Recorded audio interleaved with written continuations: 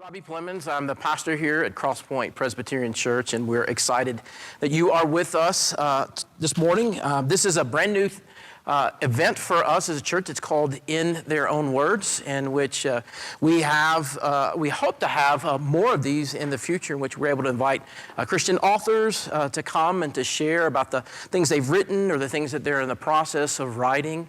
And so this morning we're blessed to have Dr. Carmen Imes from Biola University with us. She'll be sharing about her two works, but we know Dr. Imes because of Casey and Jen Jones. And so I would like to ask Jen if she would come up and introduce her friend and colleague. Can you all hear me? Okay. Thanks, Robbie. I too would like to welcome you to Cross Point, and I would especially like to welcome Carmen and Daniel, who flew in from California last night, where, as Robbie mentioned, Carmen teaches Old Testament. She's associate professor of Old Testament at Biola University. Carmen did her undergraduate work at Multnomah University, got her master's degree from Gordon Conwell Theological Seminary, and did a PhD at Wheaton College, where she and I met, I believe, the night before she started her PhD, and I started my master's at John Walton's reception. I was thinking about that. When did we meet? So that's when Carmen and I first met. After she finished her doctoral work, she received an appointment as an assistant professor at Prairie College in Three Hills, Alberta. That means that she is probably enjoying some cool weather and is not scared off by the cold and the snow. The snow was a big draw.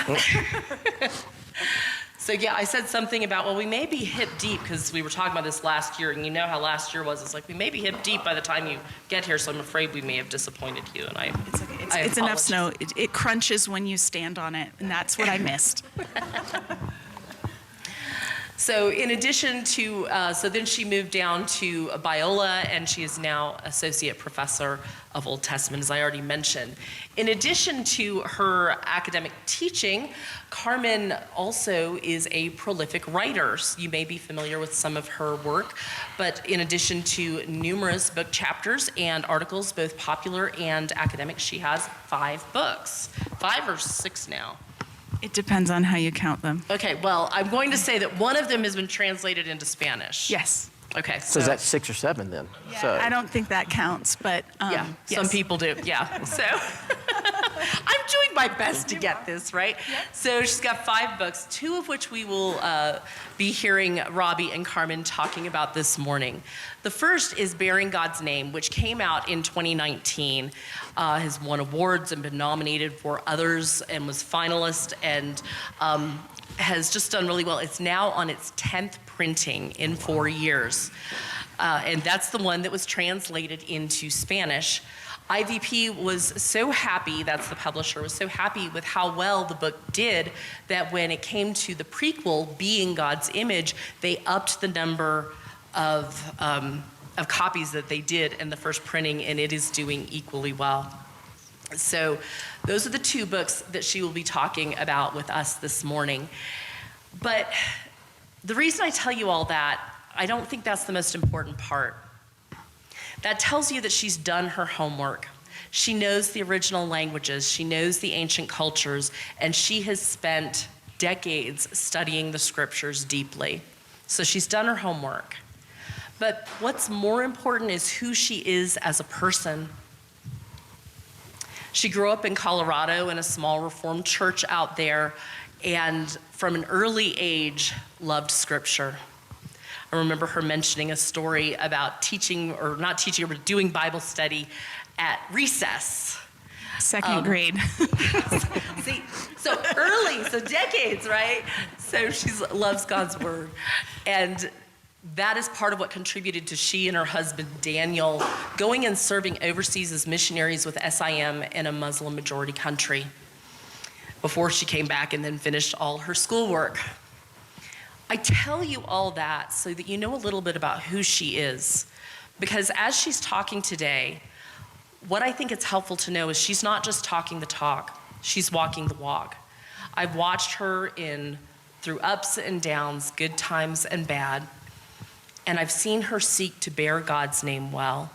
She's applied what she's learned Does she always get it right? No, none of us do. But she's always sought to come back and do that. And that would be, I guess, my encouragement as we listen today, that this isn't just brain candy. Yeah, it's really cool, but it's not just brain candy. That maybe we can be a little bit like Carmen and try to take this and consider how we can apply it to our lives. And so it is with all of that, I could keep going, but I won't, because I know this is the main attraction here. With that, it is my joy, honor, and privilege to introduce my good friend, colleague, and sister in Christ, Carmen Joy Imes. Thank you, Jen. I just want to echo what Jen said about your character.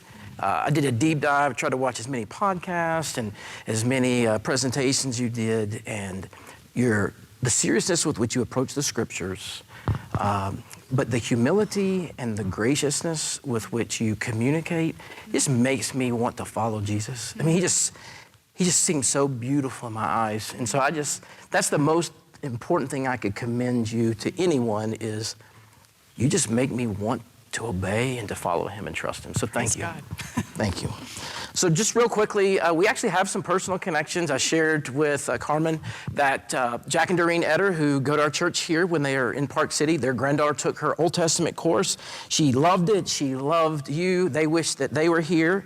And then when I was flipping through the acknowledgments, I saw where you mentioned that Anna Mosley Gissing encouraged you to write the book. So she's married to one of my good friends from seminary, Jeff Gissing. And so I had no idea until I read that just the other day. So it's just interesting to see how God brings his people together and the way he builds connections. And so we're super excited. So easy question.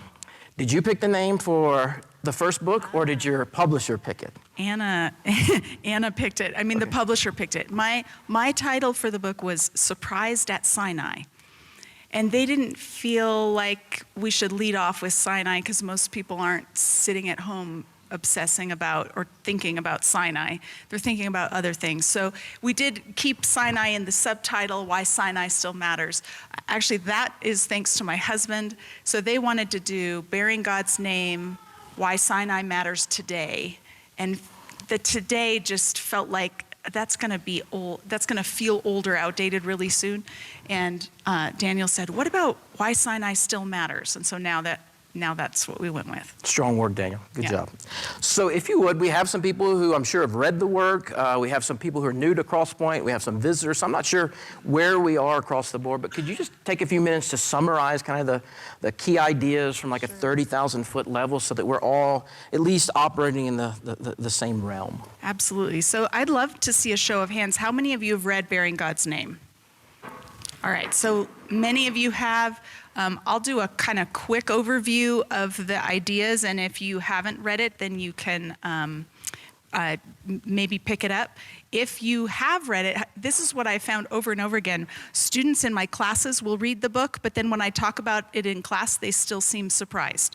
Like maybe it didn't all sink in. So maybe the review will be good for some of you who've already read it. And I'm going to stand up so that I can see what the slides are, because it's, I think, nice to have a bit of a visual. So as we ask the question, what is our mission, or what is the mission of the church?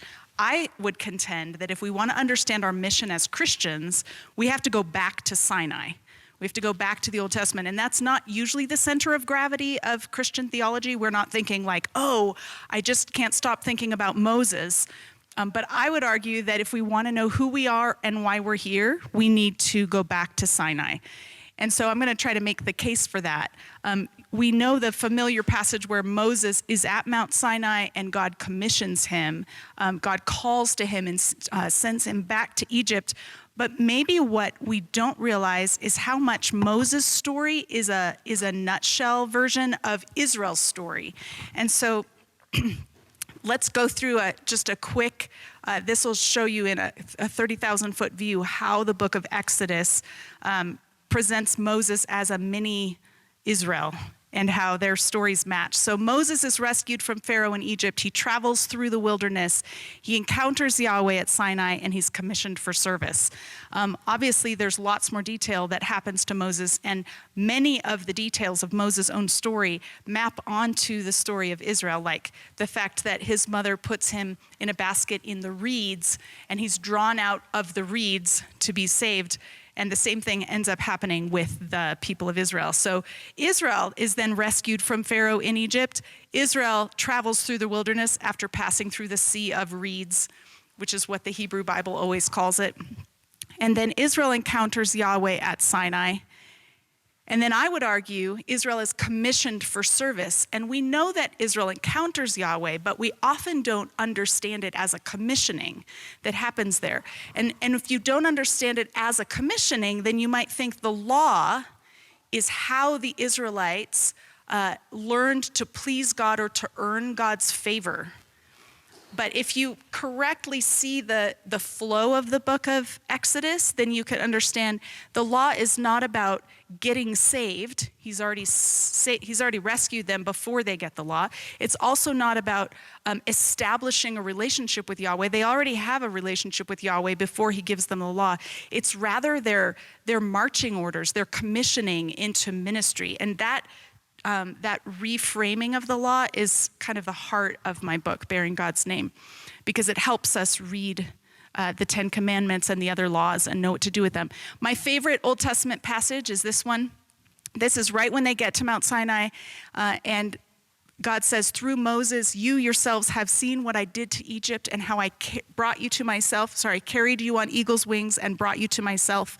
Now, if you obey me fully and keep my covenant, then out of all nations you will be my treasured possession. Although the whole earth is mine, you will be for me a kingdom of priests and a holy nation. And that word treasured possession is a translation of a special Hebrew word. The word is segala. You can all try to say it a minute. Segala. Segala is not just a warm fuzzy. It's not just like God's trying to think of something endearing to say to them, but it's actually a technical treaty term that's used to describe a treasured partner or a special representative of God. And so before they get the law, God tells them, you are my special representatives among the nations. You're going to show the world what I'm like. And then the law is the way they're going to do that. The law is governing their community or their society so that they can represent him well. So then the Ten Commandments come, and we have lots of different ways of thinking about the Ten Commandments, usually more towards the image on the right, kind of doom and gloom and don't you dare is how we think of them. But really, the way Moses sees the Ten Commandments is as a gift given by God. He treasures them. He's like, if you've read Psalm 119, it's the longest chapter of the Bible, and it's just gushing about how wonderful the law is. And the command of the Ten Commandments that I wrote my dissertation on was this one. We normally think of this as a command that tells us we can't use God's name as a swear word or use it flippantly, but my dissertation argued that that's not what this command is about, that it's much broader than that. So I would translate it, you shall not bear or carry the name of Yahweh your God in vain. And then I sought to explain what would it mean to bear God's name. Most translators have come to this and said, well, we don't carry names, so that must be a figure of speech or an idiom related to what we say. And I said, what if it's not? What if we do carry, or Israel did carry God's name? What would that mean? And we have all kinds of examples from the ancient world of names, divine names being carried in some way, or bearing the name of a god. So 3 categories. There's official seals. So up in the upper right here, you see a seal impression of King Hezekiah. When a seal, so a king would have a signet ring. If he wanted to sign a document, he'd press that ring into clay or wax or some substance that would bear the image of the signet ring. And sometimes in temples, they would have signet rings with the god's name on it so that they could stamp the god's name on things to authorize it. Stone inscriptions of divine names are very common, especially in foundation tablets. So if you're going to build a temple, you don't just dedicate it to a deity, but you would take a stone and inscribe the God's name on it, and you would bury it under the foundation to show this is dedicated to the God. And then I have an example here of a tattoo. This is the star of Ishtar, and apparently the priestesses of the temple of Ishtar would be tattooed with her symbol, either on the back of their hand or on their cheek, to show that they've been dedicated for life to her service. So there is an idea in the ancient Near East of people actually carrying the symbol or the name of a god. And when they did, it implied that God owns this, and it's his responsibility to protect it. And so then the god's reputation is tied up with that object. So if you dedicate a temple to a deity, and then the temple falls into disrepair, and a foreign army comes in and destroys it, that implies this deity is not very powerful because they were not able to protect their own stuff. Okay, that's the kind of bigger idea of bearing a god's name in the ancient world. If we come back to Scripture, we see just in the near context of the Ten Commandments instructions for crafting or creating the garments of Aaron, who will be the high priest, and he literally is wearing names, carrying names on his person, and it's the same phrase that's used in the Ten Commandments. So Aaron shall bear the names of the sons of Israel in the breastpiece of judgment on his heart. So the 12 gemstones on his chest are inscribed like a signet ring with each of the 12 tribes, and it says he shall bear the name, same verb, same object as the command not to bear the name of Yahweh. So I think if we're trying to figure out what could this command mean, we should look in the context to see how is this phrase used. Oh, here's an example of a very concrete use. The high priest actually carries the names of the tribes. He also carries on his forehead a gold medallion that's inscribed with Yahweh's name that says holy belonging to Yahweh on his forehead. And these are the words in Hebrew here, kadosh LeYahweh. And I think the next slide, there we go. I'm circling here, I've circled the divine name Yahweh, and then it has this letter L attached to the front of it, or Lamed. This is a way of saying belonging to. So if I wanted to let you know, this is my Bible, not yours, I could say, look, Carmen on the cover of it, and it would say belonging to Carmen. If I had my very own signet ring that I used to sign documents, it would say, look, Carmen on it, because that's the way of saying belonging to. And so this is what it says on the high priest's forehead. Can I just say something real quickly? Yeah. So interestingly enough, because of where we are, we see this reflected on LDS temples. If you go close enough to an LDS temple, you'll see a plaque or some kind of inscription that says holy belonging to the Lord. Oh, interesting. So drive around Thank you. and look at it. And this is exactly what you're talking about. Yes. And we have it manifested here in temple interesting. buildings, maybe even on ward buildings, I'm not sure. Yeah, that's fascinating. Thank you. I wasn't aware of that. What I love is that the Bible very clearly connects this same idea with the people.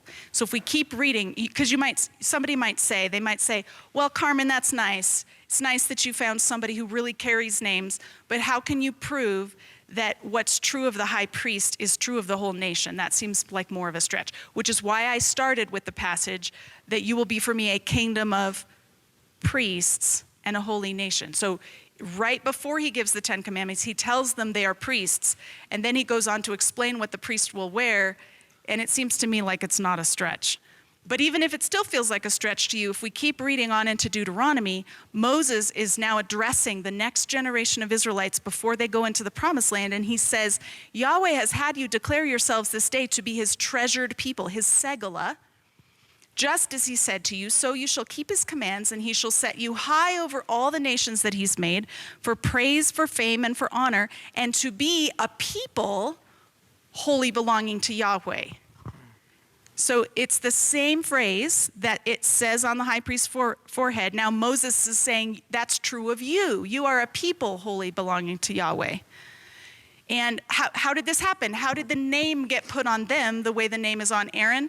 I think we see this in Numbers chapter 6. This is where it's specified what is the blessing that Aaron is supposed to pronounce over the people. So if you read in Leviticus 8 and 9, they're dedicating the tabernacle, consecrating everything, getting it ready for service. And once Aaron is fully operational as high priest and he's offered sacrifices for the people, his first order of business is to step out from the tabernacle and lift his arms and pronounce a blessing over the people. And it doesn't tell us in Leviticus what he actually said. It just says he blessed them and fire came out from the presence of God and all the people were in awe and it was this amazing moment. But Numbers 6 tells us what is the blessing he's supposed to say when he does this. And this is the blessing. May Yahweh bless you and keep you, make his face shine on you and be gracious to you. May Yahweh turn his face toward you and give you peace. You've probably heard this blessing in some form or another. We use it in our churches. But what we usually don't hear is the next verse because it's just part of the narrative frame. So they will put my name on the Israelites and I will bless them. So the moment when the high priest steps out and confers a blessing on them, he's conferring the name of Yahweh on them. It's like an invisible tattoo or an invisible moment of branding. The people are being marked as the people who belong to Yahweh and carry his name. This, to me, makes lots of sense of the command not to bear God's name in vain, because if they've been stamped with his name, he wants them to go out and live like it. And if they don't live like it, then they're taking his name in vain or bearing his name in vain. So they're not supposed to say they belong to Yahweh, but live like the Canaanites. You want to see what that looks like? Read the book of Judges. It ain't pretty. So he's telling them not to do that. So the wider biblical theological theme that I'm trying to bring out in bearing God's name is that Israel bears Yahweh's name and thereby represents Yahweh among the nations. But I told you that if we want to understand who we are as Christians, we have to go back to Sinai. So how do we make the connection between Israel and us? Unless you're Jewish, then you have like an automatic in. What about the rest of us who are not Jewish? I'll show you a passage in just a moment, but here's the key takeaways. The law is not Israel's means of salvation. They've already been set free when they get it. The law is a gift given to a people who've already been saved, and the law teaches Israel how to fulfill their mission to represent God among the nations. With that in mind, I was supposed to skip that one. We turn to the book of 1 Peter, where Peter is writing to a mixed audience of Jewish and Gentile followers of Jesus. And he says audaciously, "But you are a chosen people, a royal priesthood, a holy nation, God's special possession," which is a little shocking if you're Jewish hearing it, because like the Gentiles aren't God's segula, we're God's segula. But Peter is not apologetic about the fact that he sees Gentiles as having been incorporated into the family of faith, into the covenant people, and therefore the titles that God gave to the Israelites at Sinai are now applicable to all believers. So this passage is our ticket in if we're not Jewish. This is the one that shows us this is our covenant. These are our marching orders. This is our commission to represent God among the nations by bearing his name. So our purpose, or the thing that should animate us, is reflecting God's character to a watching world. And that's the book in a nutshell. And now we can dive into whatever questions or whatever extensions we want to with that. Thank you. Yeah. So the problem with inviting someone like Carmen is the bar has now been raised, and you all are going to expect this kind of presentation or every time I speak. And if I offer the Aaronic blessing, I promise no fire is going to come forth from and anyone no tattoos or anywhere. Yeah, not me. No tattoos for me. So briefly, the last point you made about it's interesting that Peter's the one who makes this connection because he didn't start in that place. He has to go through this transition. Yes. So can you unpack the significance of that? Yeah, it's fun if you're looking through 1 Peter. at the beginning of the book, he makes the point that the Spirit has revealed these things to the church, and you scratch your head. In what way did the Spirit reveal these things to Peter? How is it that he can use these titles and apply them to Gentiles so unapologetically? And you think, okay, what do we know about Peter? Oh, that's right. In the book of Acts, he has this visionary experience where he sees a sheet lowered from heaven with all these unclean animals. The food laws of the Jews were meant to separate them from Gentiles so that they're not having table fellowship, they're not marrying one another, there's a separation ethnically. And the voice tells Peter, "Rise, Peter, kill and eat." He's like, "No, Lord, I've not eaten anything unclean. I would never." And 3 times the voice says, "No longer call unclean what I have made clean." And Peter's like, okay, there's some kind of shift going on because I'm getting divine instructions to eat bacon. And like, I don't do that. And within an hour, there's men knocking at the door, inviting him to the home of a Gentile. And Peter somehow understands that vision was about this. It was preparing me to go hang out with Gentiles. So he goes to Cornelius' house, and it's like this divine blind date. He doesn't know his assignment. He just knows he's supposed to go. And Cornelius says, "All right, we're all gathered here for you to tell us whatever it is, whatever message you have." And Peter's like, "Well, let me tell you about Jesus." And he begins to share the gospel. And in Peter's mind, here's what's going to happen next. These pious Gentiles who are interested in the gospel are going to say, "We want in. What do we do next?" And he says, "Well, let me explain this. We're going to have a little surgical procedure for all of you men that will give you access to the covenant, and then you can join our community. And it hasn't happened very many times in history, but if you want in, we can get you in."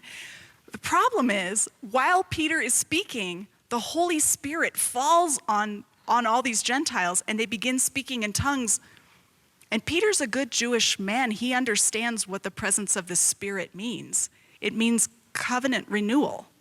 And so he's like, wait, the Spirit only belongs to the people who are in the covenant, and now they have the Spirit. We're a little out of order here. And so he realizes, like, God hasn't withheld himself from them, so I can't withhold fellowship from them either. And so then he has a lot of explaining to do, because he goes back to the other church leaders, and they're trying to figure out, what do we do with all these Gentiles who want to follow Jesus, but they're not circumcised? We should make them get circumcised, right?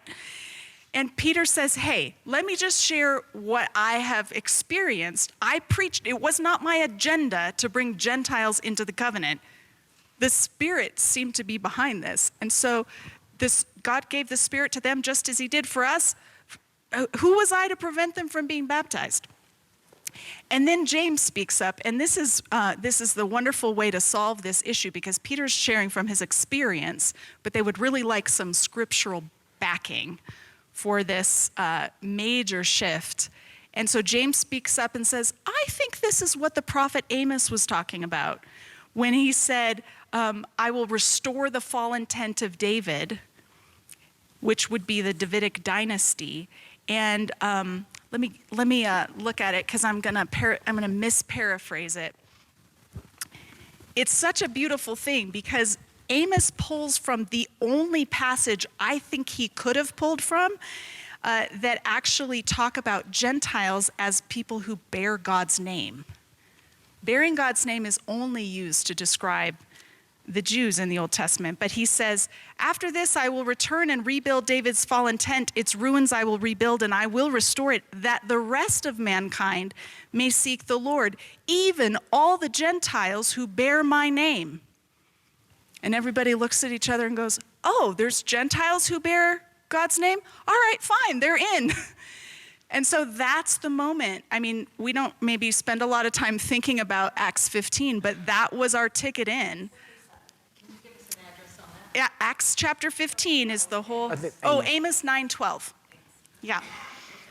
And it's fun to go back and look at Amos. Amos is speaking ahead of a future day when God will invite the Gentiles who bear his name to join in. But the Jews would have been like, There aren't any. I don't know what that even means.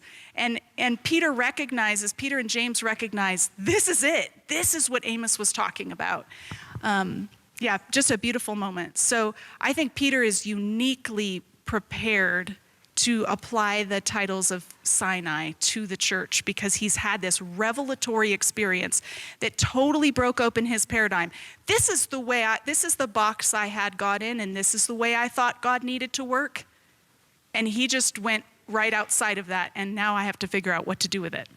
You had Is there any sort of precursor with what Jeremiah was saying when he said, I will write a new covenant on your hearts and your minds?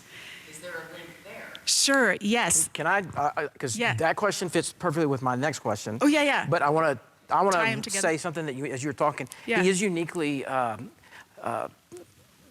designed for that role because of his great confession, and Jesus says, upon you I will build my church. It's like if any apostle was going to speak and say, hey, we're doing this new thing that none of us anticipated, it almost had to come from him.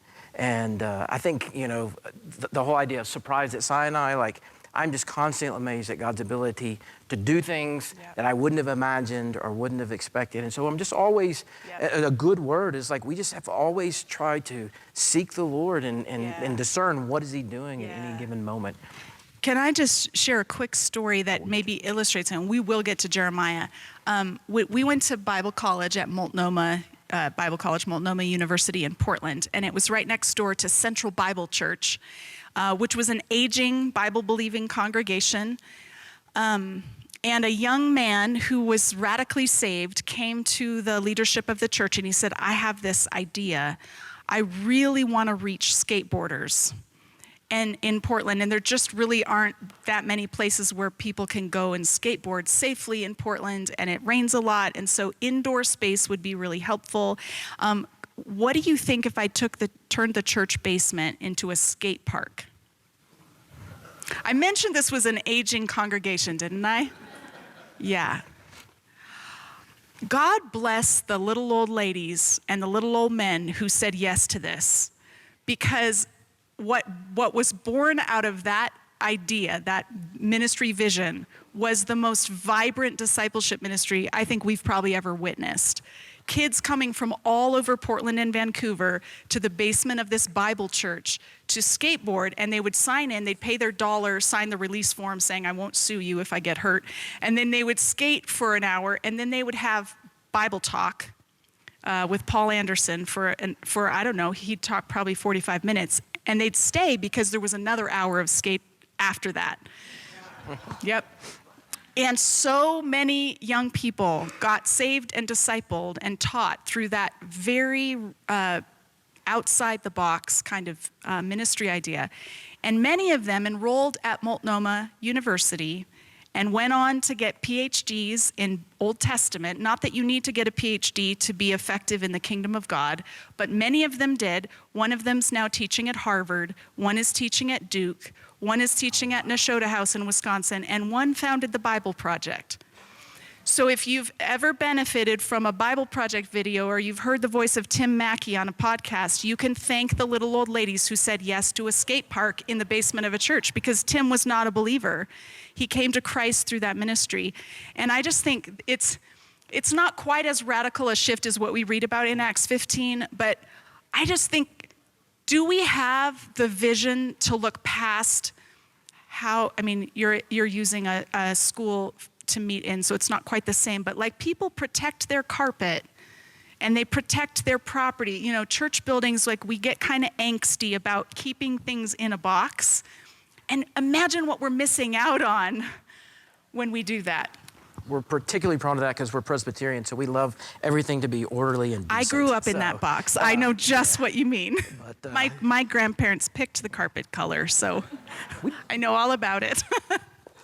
Holy imagination, how we might be used and how we might reach people. So we have a men's group. We just finished Friday morning going through O. Palmer Robertson's The Christ of the Covenants. Mm-hmm. Could you kind of unpack what a covenant is, and then kind of how all the key players, Abraham and Moses and David and Jeremiah, how God's redemptive work throughout history is connected and unified? Yes. So I grew up Reformed, where there was quite a bit more continuity between the covenants, just like probably what you've talked about in your group. And then I went to a dispensational Bible college in which we chopped them all up into bits. And I've spent the past 20 years trying to put them back together.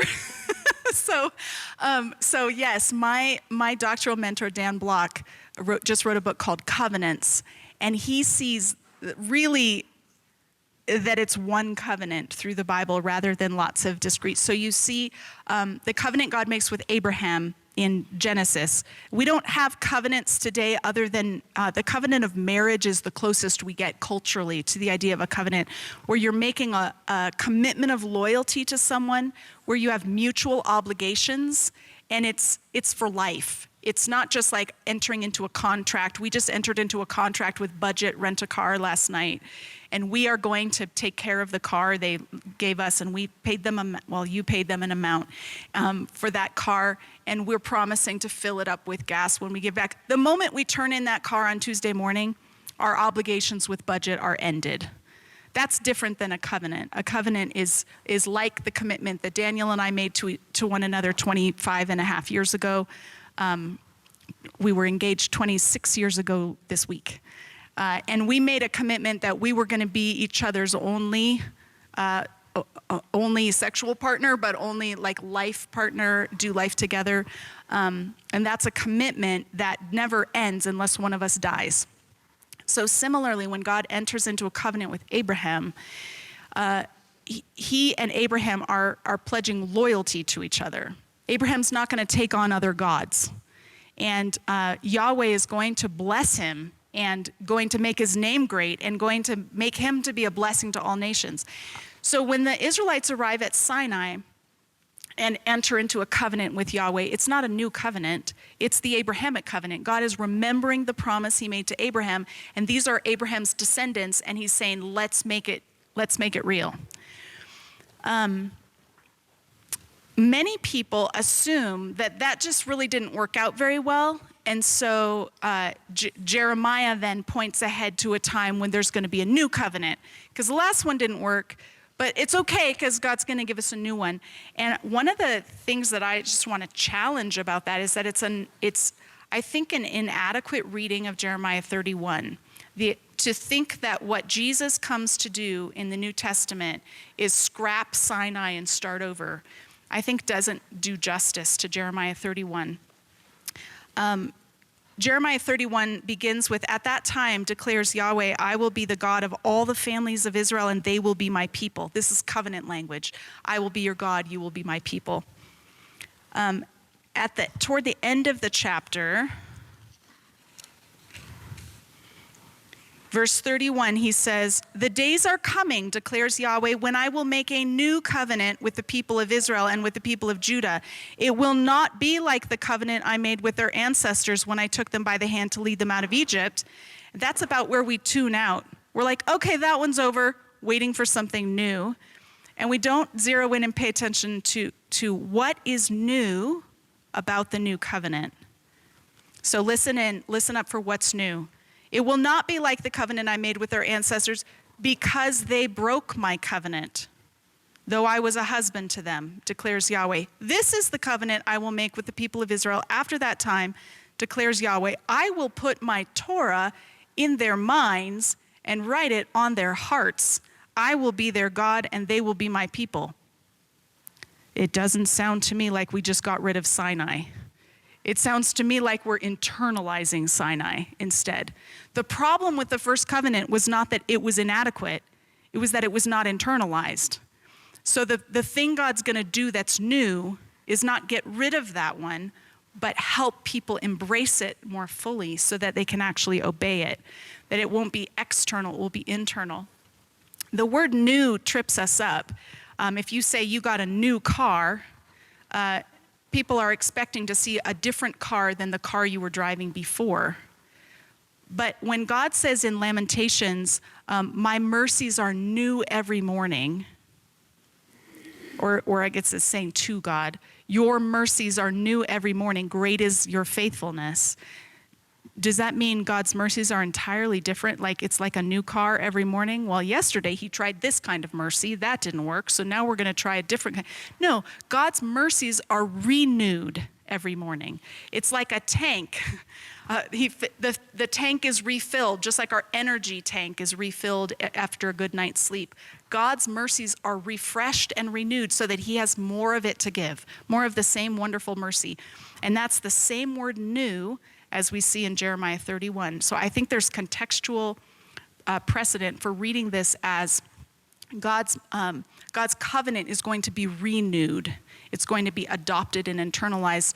And I think that's what Jesus is guiding his disciples into when he says this, when he's talking about the sacraments and he says, this is the new covenant in my blood. I think he's renewing the covenant.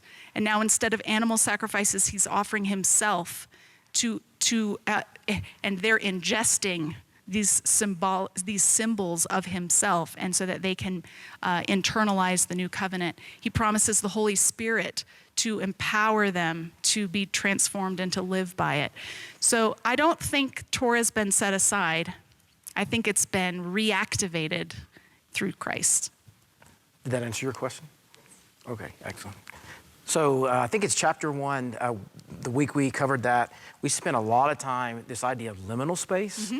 Can you just unpack that for everybody, and then can you help us think through it and how God uses it and how we shouldn't run from it, but see it as maybe God's severe mercy? Mm-hmm.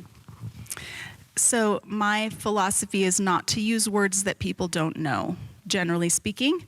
I can't control that completely. I don't know what everyone's vocabulary is, but when I wrote Bearing God's Name, my oldest daughter was 17, and she read through the whole manuscript before we sent it off to the publisher, and we took out every word she didn't know, with two exceptions. One was the word conduit, because I was writing the book.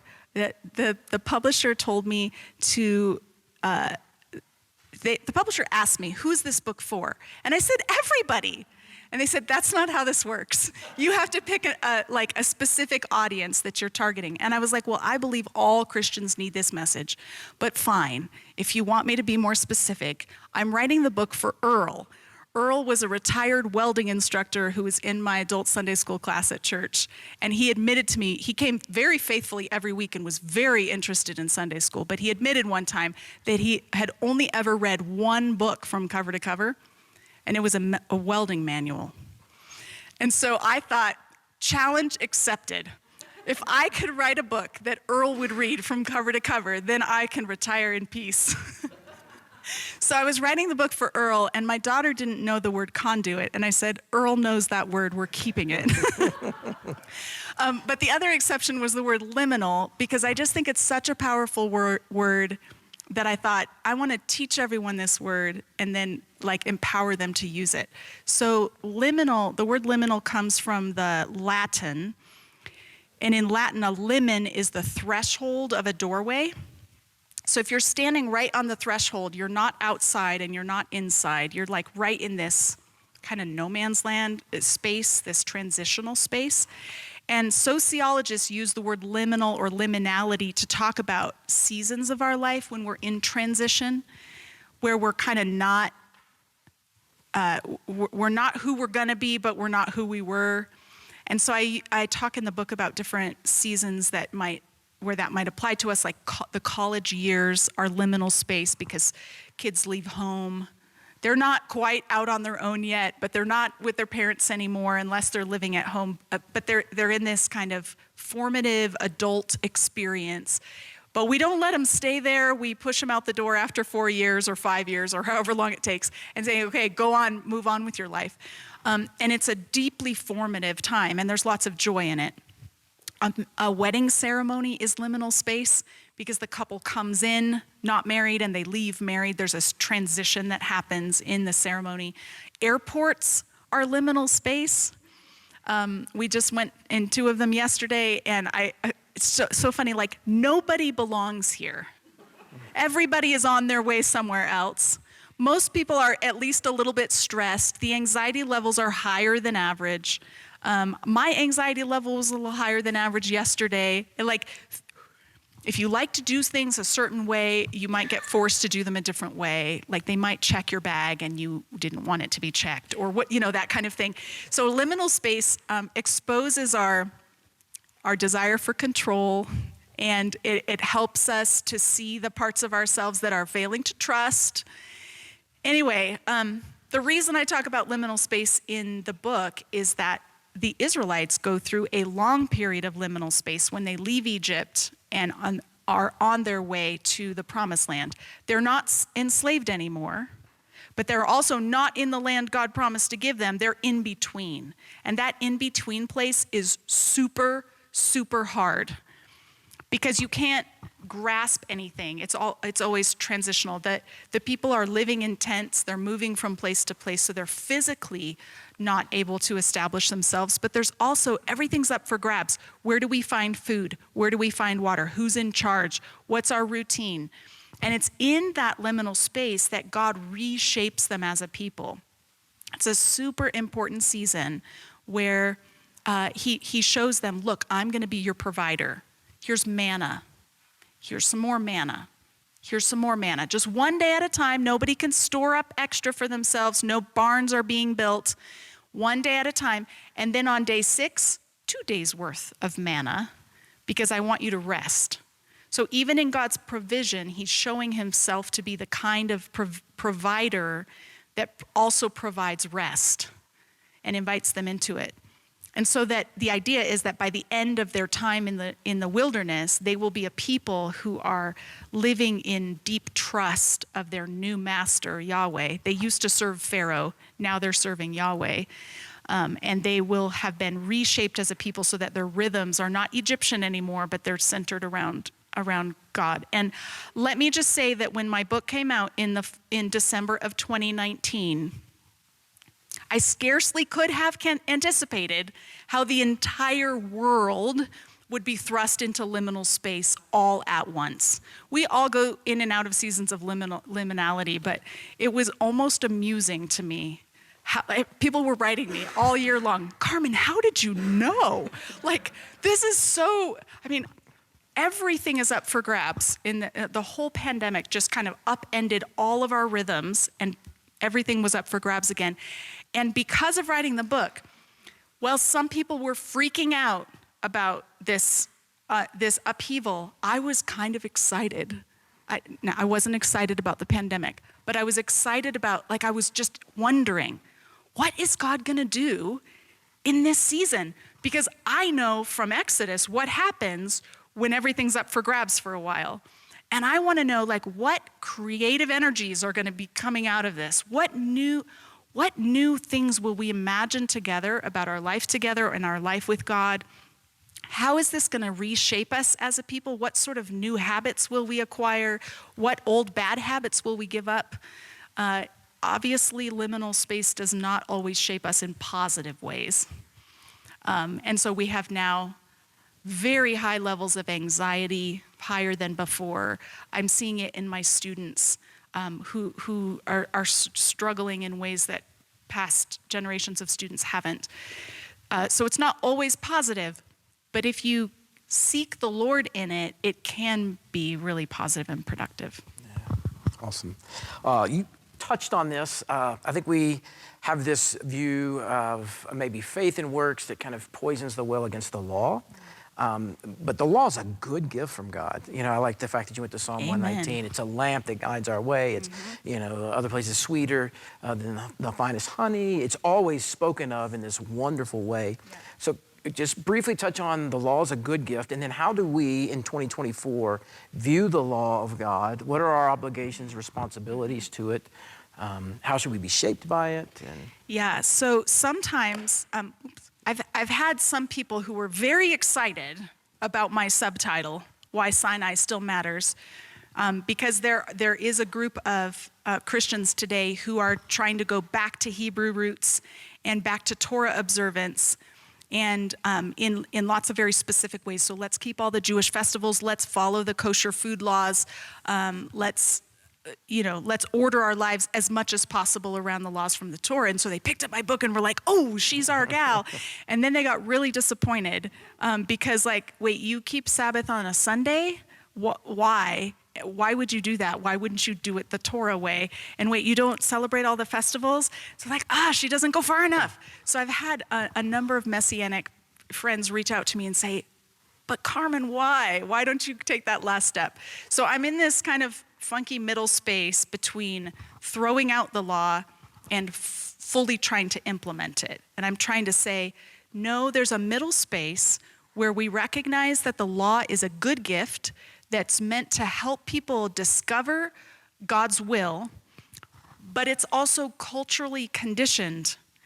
I have never had a neighbor with an ox, so I have never coveted my neighbor's ox.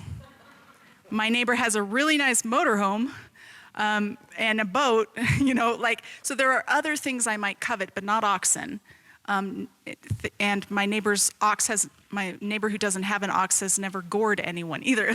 So there are cultural specificities to the laws that mean we have to be more creative about implementing them.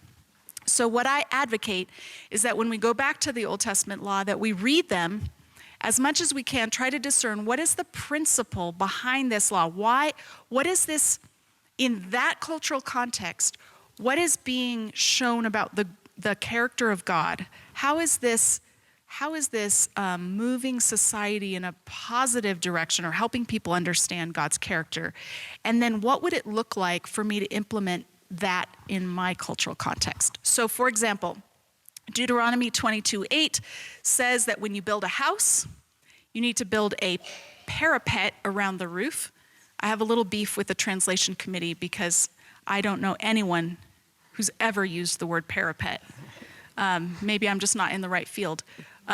What that is like a low wall around the roof of a house. So you're not supposed to, when you build a house, you have to put a low wall around the roof so that you don't incur blood guilt on yourself if someone falls off your roof. Now, I don't know about it seems like on our way here, most of the roofs we saw looked like this, not like this. If we were ancient Israelites, our rooftop would be the place where we might thresh grain, lay out laundry to dry, knead our bread dough or make flour, or take a nap, or whatever. Lots of life happened on the flat rooftops of Israelite homes. Not so with us. We have peaked roofs and we're not up there except maybe on the 4th of July to see fireworks. Or to replace the shingles. So I don't think that we all need to put a roof around the edge of our law. I don't think we need to put a wall around the edge of our roof. Is Utah a roof or a roof place? Well, we're all from different places, so you might get multiple pronunciations. Because I grew up with roof, and then I went to Canada, and my students just laughed and laughed every time I said roof, so I switched to roof. So I'm just checking where we are here. How many are roof? Any other roofs? Okay, it was just my mom then. Okay. Anyway, I think what we actually need to think about instead is having a railing on our staircases, shoveling our sidewalks when it snows so that somebody doesn't slip and break their neck on our property, making sure that our concrete, this is what next on our list, that our sidewalk squares are like the same level so somebody can't trip on them. That would be living out the spirit of the law about the railing, because the railing is about looking out for your neighbor and making sure that people are not in danger on your property. As a homeowner, it's your responsibility to be looking out for people's safety. And we have lots of really helpful government laws that also help with that.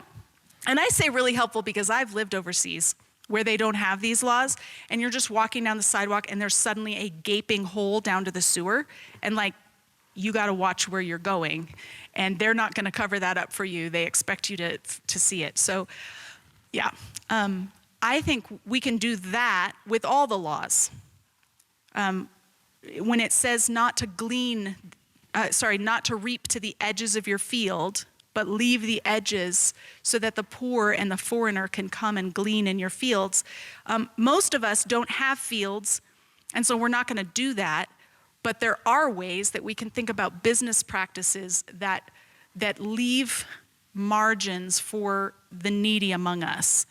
And it was fun to think this through with students in Canada, because about half my students did grow up on farms and they did have fields. And so I'd ask them, well, did your parents reap to the edge of the fields? And they're like, yeah.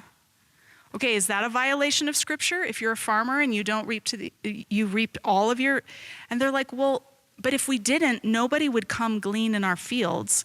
That's not something we do now. That would be trespassing. So, okay, what could you do instead? And somebody would say, well, you could reap all your harvest, but you could give some of it to a food bank. All right, I think that's a good start. How is that different than this law? Oh, a food bank is where you go and you line up and they hand you food. Gleaning is a little different because you've just put in a day's work and you've harvested and brought home your harvest, which has a little bit different effect. Not that food banks should be done away with, but the gleaning laws are not quite the same, unless your food bank incorporates labor somehow. So then somebody was like, well, what if you employed people who were otherwise difficult, they had a difficult time finding jobs? Like, what about if you gave jobs to people who couldn't pass a background check because they just got released from prison? Like, it's really hard for someone who gets released. They've done their time, but nobody wants to hire them. What if you gave people a chance? What if you hired people with chronic mental health or physical health issues that make it so that they can't work a consistent 40-hour work week? What if you designed a way for people to come work for you as they're able? That to me would be closer to the gleaning laws than just donating it to a food bank. And you can do that whether you own a Dollar Tree or whether you own whatever your company is. You could create margin for people to have jobs that don't normally get jobs. So that's how I want us to think about Old Testament law. What can it generate creatively? Creative ways for us to implement and live out the spirit behind it or the principles of it. So in some ways, would you say it's appropriate to think of the Ten Commandments, the law of God, as it's preventing destructive things from happening, but it's also, there's a positive that maybe is not always stated, Yep. but that is driving us towards human flourishing. Yes, absolutely. I have described it as the law gives us the outer boundaries. Like it puts up a fence saying, don't go outside this fence, but it leaves all kinds of space in the middle for us to think about human flourishing. Like, how can we contribute to human flourishing? So I realized I made a mistake. We were way too ambitious to ask you to speak on both topics today. I think we have plenty of to cover here, but we're just not going to be able to get to it.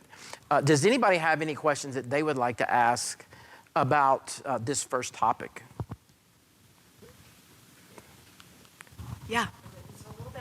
If you'll just use the microphone, just so that way we're trying to record it. So do you, Yep. do you think that the bearing of God's name is the antithesis of the Revelation concept of bearing the mark of Satan? Yes. So I've lived long enough to have witnessed several different seasons of anxiety about the mark of the beast. Many of you have as well. Like, what's the mark of the beast? Is it credit cards? Visa. Visa. If you do the alphanumeric calculation, it's 666. Is it microchips? Is it retina scans? Is it COVID vaccines? Is it what is it that would we maybe be inadvertently be marking ourselves with the mark of the beast? And then that's good. I think if you understand this concept of bearing God's name and you trace it through the Bible, when you get to Revelation, you're like, of course, this is exactly what I would expect. If you've ever been roller skating, I hear they do this at bars too, but I don't go to bars, so I'll use the roller skating example. When you pay to get in the roller skating rink, they stamp your hand with this invisible ink, and you can only see it under the black light. So when you're rolling around the rink and they have the black light on, you're like, oh, there's a smiley face on my hand, but you wouldn't see it if you went outside. I think that what happens at Sinai is God is stamping all his people with his name in invisible ink. And then in John's vision, they turn on the black light, and you can see what's been true all along. Everyone has a tattoo in John's vision. Either they bear the name of God on their forehead, or they wear the mark of the beast.